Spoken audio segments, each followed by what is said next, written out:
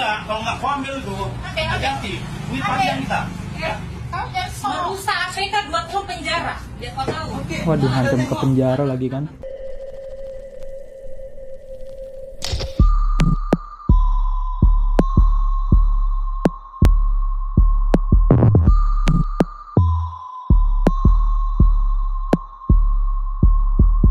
Cek tes, halo baik pagi, siang, sore atau malam jam berapapun kalian nonton video ini. Selamat datang di channel Mamang 2 biasa. Balik lagi dengan Mamang Rahman di sini ya baik. Jadi baik, kali ini seorang artis yang cukup ternama gitu ya telah mencetak hat-trick dalam menggunakan narkoboy Goks. Ya, artis tersebut tidak lain dan tidak bukan adalah Amar Zoni.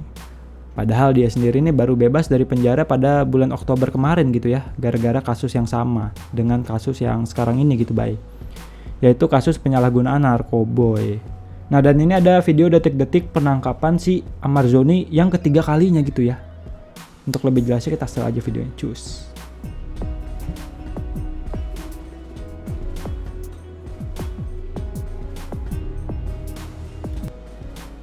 Kembali tersangkut kasus narkoboy, artis Amar Zoni ditangkap untuk ketiga kalinya.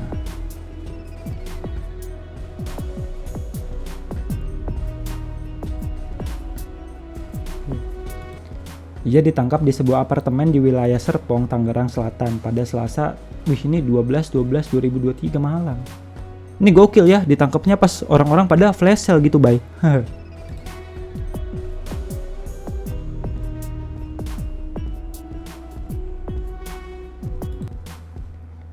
Saat ditangkap, Amar Zoni tengah berada di lobi apartemen tanpa perlawanan.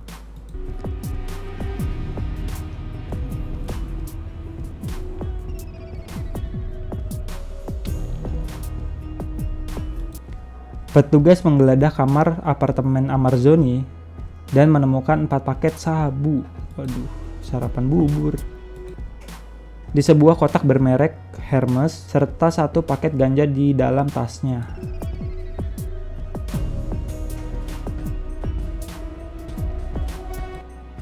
Satres Narkoba Polres Jakarta Barat kini tengah mengejar pemasok kedua jenis narkoba sabu dan ganja tersebut.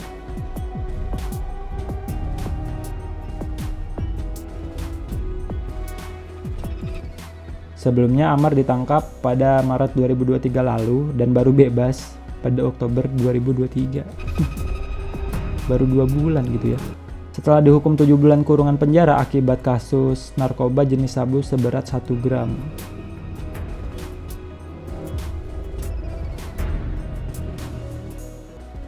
Mungkin si Amar ini beli narkobonya juga pas lagi diskon gede-gedean kali ya.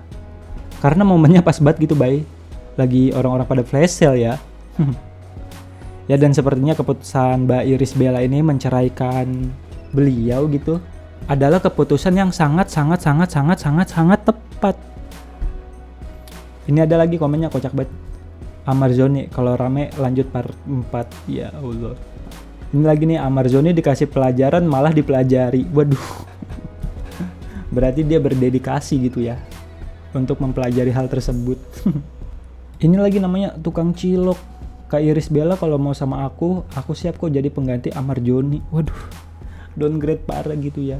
Ya, semoga ya ini adalah terakhir kalinya Amar Zoni ditangkap gitu ya, baik. Kita doakan semoga yang terbaik gitu. Tapi ini kalau ngeliat komen-komennya tadi nggak ada yang menghujat gitu ya. Ya ada juga cuman bercandaan doang gitu, baik. Coba kalau misalnya nih yang ditangkap lagi Viko atau Coki, pasti isinya tuh waduh, caci maki semua. Ya oke, next bye. Seperti yang kalian tahu, beberapa bulan lagi kita bakal melakukan pemilu gitu ya, bye. Mulai dari pemilihan caleg, partai, bahkan sampai pemilihan presiden. Nah, yang mau gue bahas kali ini adalah tata cara kampanye yang rada kurang gitu ya dari beberapa caleg dan tim suksesnya gitu, bye. Dimana ada seorang TikToker yang mengeluarkan unek-uneknya karena rumahnya dia tuh ya ditempelkan sebuah stiker dari salah satu caleg tanpa izin. Ini untuk lebih jelasnya kita setel ya videonya, cus. Untuk para tim ses caleg, jangan sembarangan nempel stiker di rumah orang tanpa izin. Ya oleh uangnya seneng. Soal pilihan ikut di hati. Bukan di stiker aku walaupun dikek 1.000 tidak gelem rek. Rumahku rusak iki Iki sik bondo tuku opo bensin ngresik iki. Nggak terima kalau kayak gini ya opo. Nanti kalau gue sudah jadi artis terkenal, artis papan atas, gue pasti nyalek. Ya langsung DPR RI lah. Tapi ya nggak kayak gini juga. Tiba-tiba seenaknya saja nempel stiker di rumah orang tanpa izin. Mohon maaf Pak, yang punya partai warna biru ini. Mohon maaf, bukan saya itu berniat black campaign atau menjelek-jelekan, enggak. Ini sebagai pelajaran kita semua, pelajaran untuk semua partai, untuk semua tim sukses. Caleg-caleg itu kalau mau nempel stiker minimal izin dulu sama orangnya, berkenan atau tidak. Karena apa? Setiap orang punya privasi masing-masing. Setiap orang ingin rumahnya bersih, ingin rumahnya rapi, ya walaupun ada ya setidaknya izin dulu lah. Ini enggak ada, enggak izin. Pak, mohon maaf, bukan saya menjelek-jelekan atau apa. Ini pelajaran bersama biar semuanya aman dan baik. Ya nanti kalau saya nyalek ya pasti ada maksudnya ada ayam. Oh, ada ayam. Kirain yang lain gitu ya, baik. Ya, dan yang ngeselinnya juga ini nempel stikernya tuh di kaca gitu ya, Bay. Ya, seperti yang Bang Agus tadi bilang gitu ya, Bay, ini ngapusnya susah banget gitu. Harus pakai minyak kayu putih kalau nggak bensin.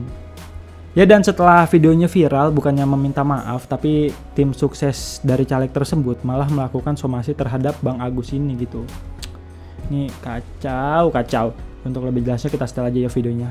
Cus. Saya mendapatkan surat somasi terkait viralnya video TikTok yang berisi tentang penempelan stiker caleg tanpa izin oleh salah satu tim ses caleg. Saya dianggap membuat narasi hoax dan narasi yang menyudutkan pihak tersebut. Sesuai isi surat somasi tersebut, saya diminta untuk melakukan permohonan maaf dan klarifikasi secara terbuka. Baik. Saya Agus Gemoy meminta maaf kepada pihak-pihak yang merasa dirugikan atas perbuatan yang saya lakukan. Tapi saya izin bertanya, apakah salah saya rakyat bawah mengungkapkan protes dan keberatan pada pihak-pihak yang tanpa izin menempelkan stiker caleg di rumah pribadi saya? Jika memang tindakan saya ini salah, saya minta maaf yang sebesar-besarnya atas keawaman dan ketidaktahuan saya. Ini satirnya bagus gitu ya dari Bang Dalam Agus. tempo 3 hari, pihak tersebut meminta agar video TikTok penempelan stiker tanpa izin itu untuk di take down. Jika tidak, saya akan dibawa ke jalur hukum. Bapak Presiden Jokowi, saya rakyat kecil, Pak. Saya hanya ingin menyuarakan keresahan saya. Jika perbuatan saya ini salah, saya minta maaf, Pak. Dan saya mohon perlindungannya, Pak. Terima kasih. Sama-sama. Ya, inilah pentingnya mencari tim ses yang kredibel gitu ya, Bay. Alih-alih membuat nama caleg dan partainya bagus, tim sesnya ini malah blunder gitu. Dan udah mah blunder, bukannya minta maaf, malah playing victim. Najis bet gua mah. Dan mungkin banyak yang berpikir gitu ya bahwa tim sesnya tersebut sudah meminta izin ke orang tuanya Bang Agus ini. Makanya tim ses tersebut berani menempelkan stiker partainya di rumah Bang Agus. Akan tetapi ini ada sebuah video yang menyatakan bahwa orang tuanya Bang Agus sendiri tuh tidak tahu menahu tentang stiker yang ditempel oleh oknum tim ses dari partai tersebut gitu, Bay. Ini untuk lebih jelasnya kita setel aja ya videonya, cus. Pak, kita meluruskan fakta ya. Ya, boleh. apakah Bapak mengizinkan penempelan stiker caleg di kaca rumah? Enggak, saya tidak tahu siapa yang menempelkan, orangnya juga saya tidak tahu. Terus apakah ada tim ses yang meminta Bapak untuk menjadi salah satu pemilih dan Bapak bersedia terus memberikan fotokopi KK dan KTP? Ya, memang ada yang minta. Bilang, Dek, aku jaluk fotokopi KTP ambil kakak, terus kanggo partai. Ya wis kisuke tak teno nang omahe aku. Nah, kenapa Bapak mau memberikan fotokopi KK dan KTP? Iya, karena dijanjikan Sembako. Masa saya tolak, namanya Rezeki. Sembakonya sudah dapat? Belum. Ya Allah, sedih banget. Terus apakah Bapak disuruh memilih caleg A atau caleg B? Enggak disuruh milih apa-apa. Bener ya, Bapak Ya. tidak disuruh milih caleg namanya ini, caleg namanya ini. Enggak, Bener tidak disuruh? enggak, Tidak ada nyuruh-nyuruh ya? enggak. Oh, berarti cuma minta fotokopi KK KTP itu aja? Ya, Oh ya wis. Apa yang Bapak katakan ini kenyataan? iya memang betul. Betul. Sesuai cerita yang benar? Iya memang itu. Ya wis, kalau ini memang cerita yang benar ya syukur Pak ya. Iya, iya. Oh mungkin karena si bapaknya ini dimintai data diri gitu ya, dan diiming-imingi bakal dapat sembako. Akhirnya bapaknya Bang Agus ini ngasih data diri ke tim ses tersebut. Dan karena sudah memberikan data diri tersebut, tim ses ini mungkin berpikir bahwa si bapak ini rela rumahnya ditempel stiker dari caleg partai tersebut gitu, Bay. Cuma kan yang kocaknya ya, di sini stikernya udah ditempel, tapi sembakonya belum dapet gitu. Ini mah mungkin aja tim sesnya ini emang disuruh survei gitu ya. Siapa aja yang kira-kira bersedia buat mendukung caleg dari partai tersebut. Terus pas udah disurvei, didapatkanlah sekian data diri dari RT tersebut gitu. Dan sebagai bentuk apresiasi karena mau mendukung partai tersebut, partai ini tuh rela bagi-bagi sembako di RT tersebut melalui tim sesnya. Cuma karena kurang amanah, tim sesnya ini mungkin ya, ini mah mungkin gitu, Bay, mereka tuh mengambil beberapa yang bukan haknya dari pembagian sembako tersebut gitu, Bay. Ya, dan yang menjadi pertanyaan, berapa kalikah gue bilang kata tersebut? Ya udahlah ya, itu mah cuman asumsi liar gue doang gitu, Bay. Ini juga ada komenannya kocak lagi. Nasdem naruh stiker diem-diem. Waduh, partai Nasdem nasi adem. Dan ini juga masih seputar pencalekan gitu ya, Bay. Kalau tadi kan tim sesnya nih yang rada kurang. Nah, kali ini tuh calegnya sendiri gitu ya, yang benar-benar ada kurang. Jadi kan di Medan ada sebuah konter HP yang dimana spanduk konter HP tersebut ditiban sama spanduk milik oknum salah satu caleg dari Partai Umat gitu, Bay. Dan karena hal yang tidak menyenangkan tersebut, si pemilik konter ini melaporkan hal tersebut ke Bawaslu. Alih-alih meminta maaf, si calegnya ini berserta suami dan tim sesnya mendatangi konter tersebut dan malah marah-marah. Gokil. Lu yang salah, lu yang galak. Apotek kosong, gak ada obat. Ini untuk lebih jelasnya kita setel aja ya videonya. Cus. Saya jumpai di toko saya di Aimsa Ponsel. Nah, ini spanduk saya ya, spanduk saya. Dan ini dia spanduk caleg ya.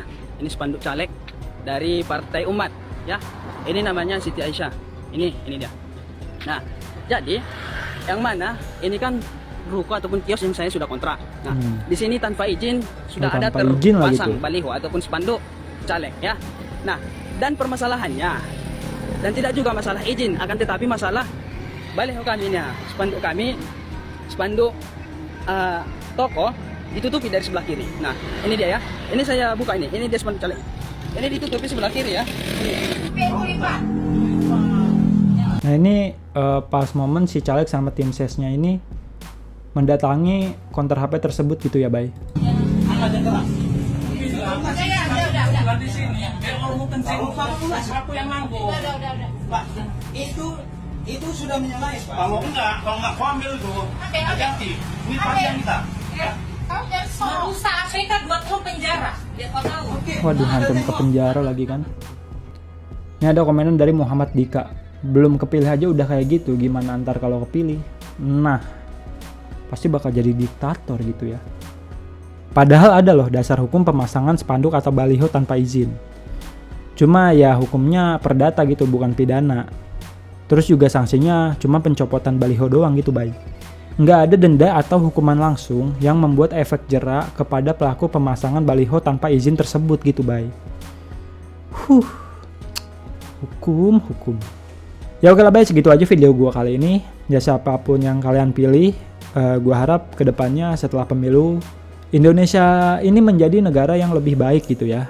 Dan cukup perdebatannya di ranah capres dan cawapres aja gitu, Bay. Dan gak usah terlalu fanatik dalam mendukung seseorang gitu ya. Apalagi sampai ribut sama saudara sendiri cuma gara-gara beda pilihan capres gitu. Jangan ya, Bay. Oke lah, Mamang Rahman cabut dulu. Jangan lupa like, comment, subscribe, sama share dong. Oke?